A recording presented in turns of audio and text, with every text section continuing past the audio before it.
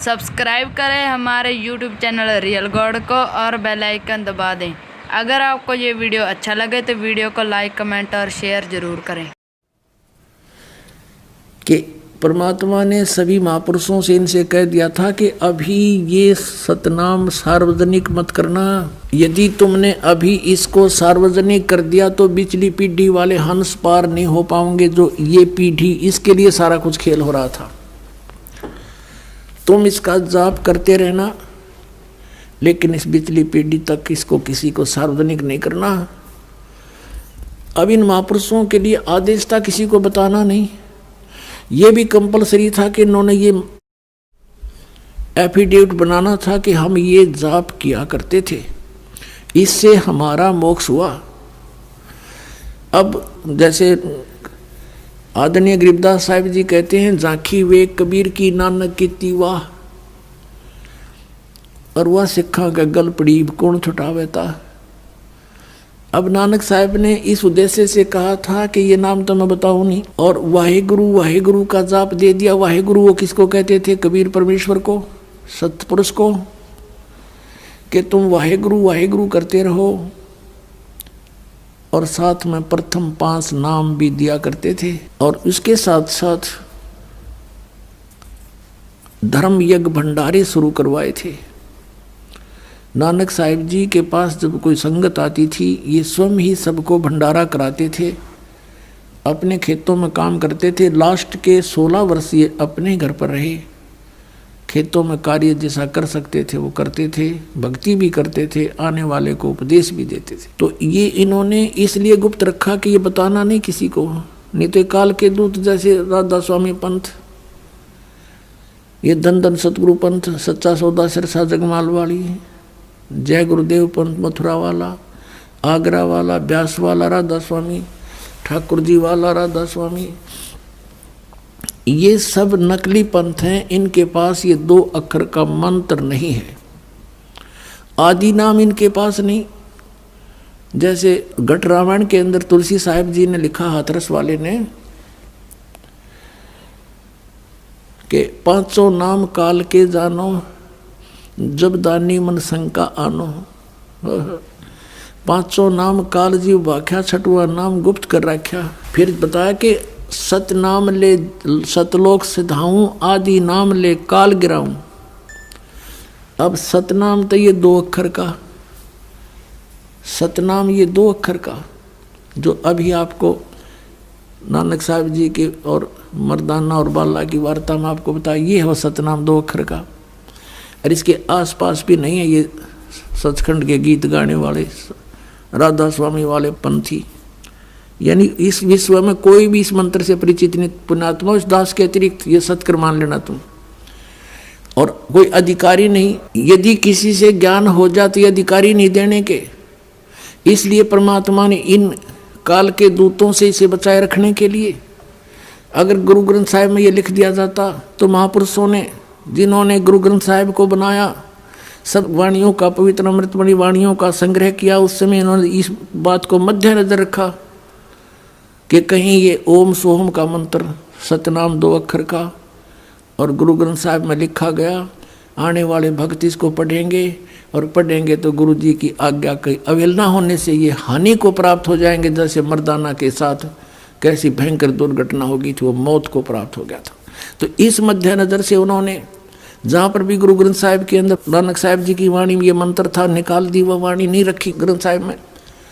इसके लिए नानक साहिब जी ने एक अच्छा प्रयत्न किया कि एक प्राण संगली बनाई, और उसको एक राजा के पास सुरक्षित रख दी कि आप इसको सुरक्षित रखना, और मेरा कोई सिक्खा हुआ उसको देना, नहीं तो किसी आम व्यक्ति के हाथ ना लगने देना, ये मेरी आत्मा है। आने वाले जीवों के लिए उद्धार होगा, संसार से पार करने का इसमें एक बहुत अच्छा मार्ग मैंने लिखा है, आम व्यक्ति के ये हाथ नहीं लगना चाहिए। अब पुण्यात्मा फिर दिखाते हैं आपको थोड़ा सा रिहर्सल, कि ये प्राण संगली जो है नानक साहिब जी ने लिखी और एक राजा के पास सुरक्षित रख दी।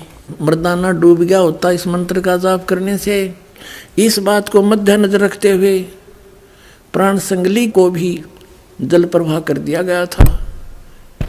अर्जुन देव जी के द्वारा, जो गुरु अर्जुन देव जी थे 5वें, जिन्होंने गुरु ग्रंथ साहिब को सब वाणियों को इकट्ठा करके जलद बना दिया, उस समय इसको भी जल प्रवाह कर दिया था। देखिएगा अब इस पवित्र ग्रंथ के बारे में क्या कहा है श्री नानक साहिब जी ने प्राण संगली के बारे में। देखिएगा ये भाग 1 है, प्राण संगली प्रथम भाग, श्री गुरु नानक साहिब विरचित प्राणों का अपूर्व कवच, जो सूरत शब्द योग साधना में अमोघ तारों से रचा हुआ, काल कर्म का कृत विद्नों के गुरुमुखों का सुरक्षित का हितकारी, जिसको गुरुमुखी अक्षरों में, गुरुमुखी अक्षरों से भाषा अक्षरों में सटीपन तैयार करके गुरु साहिब के संक्षिप्त जीवन चरित्र समेत संत संपूर्ण सिंह ने प्रेम प्रसाद रूप से अर्पण किया, जिसके मालिक वेलविडियर प्रेस इलाहाबाद ने अपने खर्चे से अपने यंत्रालयों में प्रकाशित किया। ये यहाँ से छपी, इसके देखना आवश्यक सूचना में गुरु नानक साहिब ने यह अपूर्व ग्रंथ प्राण संगली किस अवसर पर सिंगल द्वीप में वहाँ के परम भक्त राजा शिवनाभ जी को उपदेश करके बख्श दिया, और फिर उनकी 5वीं गद्दी के अधिकारी यानी गुरु अर्जुन देव जी ने, नानक साहिब जी की 5वीं गद्दी के अधिकारी गुरु अर्जुन देव जी ने उसे कैसे सिंगला द्वीप से मंगवाया तथा किस कारण से उसे गुरु ग्रंथ साहिब के संग्रह से अलग रखा, इसका वर्णन गुरु नानक साहिब के जीवन चरित्र में दूसरी यात्रा के आखिर के हिस्से में और टिप्पणी और टिप्पणकार के निवेदन में लिखा है। गुरु नानक साहिब ने इस अनमोल ग्रंथ का नाम प्राण संगली क्यों रखा, ये तो पक्के तौर पर वही कह सकता है जिसकी गति उनकी सी हो। कहते इसका नाम प्राण संगली क्यों रखा, इसके बारे में तो ये बताओगा जो नानक जी जैसा इन सदग्रंथों के गुण रहस्य से परिचित हो, उन किसी उसकी गति हो तो भी कुछ लखावा उसका उनके उस वचन से होता जो निज मुख से नानक साहिब ने बोले हैं, जो उन्होंने राजा शिवनाभ से कहा था, ये ग्रंथ मेरी देह है। नानक साहब जी कहते हैं ये मेरा शरीर है, ये मेरा स्थूल रूप समझना, पुराणों मेरियों का संग्रह कहो कवच है, जगत समुद्र का ये पुल है, यानी संसार से पार होने का इसमें सही मार्ग लिखा मैंने, और ई प्राण संगली मैं तैनू बख्शी है, ई अजर वस्तु है, सो तय ही जरी है, यानी तू इसका अधिकारी है, तेरा विश्वास हुआ इसका मेरे इस ज्ञान का, इसलिए मैं तुझे बख्श दी है। ई प्राण संगली अमृत प्रवाह है, तेरे ही मुख विखे प्रवेश हुई है, और 3 लोकां विच इस वस्तु ਨੂੰ संभालता कोई नहीं, ताते प्राणों विखे प्राण संगली रखनी। इस वचन से स्पष्ट होता है कि यह ग्रंथ प्राणों का संग्रह रूप है। अब इन्हें पता नहीं प्राण माने श्वासों का श्वास, और ये मंत्र जो ओम सोहम यानी सतनाम 2 अक्षर का, ये श्वासों से सिमरण होता है। इसकी विधि है, जिसको प्राप्त दास से उसको खूब पता है, और नानक साहिब ने खूब लिखा था इसमें, जिसमें प्राण पिंड का ये तो लेखक की बात है, प्राणों में मन के निरोध का पूरा भेद लिखा है। संभव है इसको गुरु ग्रंथ साहिब की जिल्द में शामिल ना करने की वजह यही हो कि गुरु अर्जुन देव जी ने समय अनुसार इसे हरेक छोटे बड़े की दृष्टि में लाना उचित न समझा। अपने आत्माओं गुरु अर्जुन देव जी ने किस दृष्टिकोण से इसको छोटे बड़े की नज़र से बचाया कि उसमें यो मंत्र लिखा था 2 अक्षर का, जो नानक साहिब जी जाप करके मोक्ष को प्राप्त हुए, और वहाँ झटका देना जरूरी था, नहीं तो यो काल के दूता का हाथ लग जाता। पूरा सिख समाज इसका जाप करता, ये जो दूसरे नकली पंथ ये भी नु कहते हम भी क्योंकि बिना पूर्ण गुरु से ये प्राप्त हुए बिना काम नहीं कर सकता। नो तो इसमें पढ़ के कोई भी जाप देने लग जाए उसे कोई लाभ नहीं हो सकता, वो तो नकली पासपोर्ट बनाएगा। तो इन नकली पंथों जो काल ने कहकर चलाए थे कि मैं नकली पंथ चलाऊंगा, 12 पंथ करूं मैं साजा, नाम तुम्हारा ले करूं आवाजा, 12 पंथ नाम जो ले ही वो मेरे मुख में आन समाई।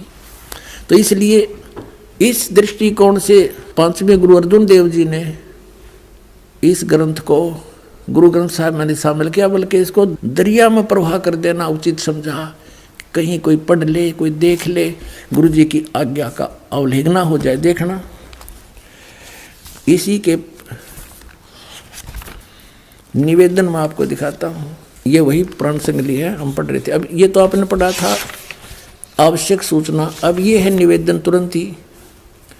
श्री गुरु नानक साहिब के 5वें स्थान पर श्री गुरु अर्जन देव जी हुए हैं, जिन्होंने गुरुवाणी की बीड़ बांधते समय, यानी सभी वाणियों को इकट्ठा करके गुरु ग्रंथ साहब का जब रूप दिया, उस समय पैड़ा नामक एक शिष्य को सिंगला दीप भेजकर राजा शिवनाभ के पौत्र, शिवनाभ तो रहा नहीं था, उसका पौत्र था, पोता के पास यह ग्रंथ मंगवाया था, ये प्राण सिंह ने मंगवाया था, जिसे किसी कारण विशेष से गुरु ग्रंथ साहिब की बीड़ में रखना उचित न समझकर सर्वथा जल प्रवाहित कर दिया था। ओह, सारा का सारा जल में प्रवाहित कर दिया था, डाल दिया था, जो कि एक परम प्रेमी साधु की अत्यंत प्रार्थना से द्रवीभूत हुए गुरु साहिब के वचन अनुसार जल से निकलवाया। यानी ये तो डाल दिया था उसमें जल में, किसका कति नामो निशान मिटा दूं, कहते गुरु जी की अवहेलना हो जाए, 2 अक्षर के मंत्र को कोई जाप कर ले वह। फिर यो कहते हैं किसी साधु की प्रार्थना से द्रवीभूत होकर, यानी पिंगल के गुरु अर्जुन देव जी ने उससे कह दिया कि चल निकाल ले, और वैसा ही निकलवाया, और जैसा का तैसा उसे ही बख्शीश कर दिया। अर्जुन देव जी ने उसी को कह दिया तू ले जा, इसने दिखाइए मत किसी ने। जिसका प्रसंग गुरु प्रताप सूरज प्रकाश नामक प्रमाणिक इतिहास की तृतीय राशिगत 32वें अंशु में लिखा है।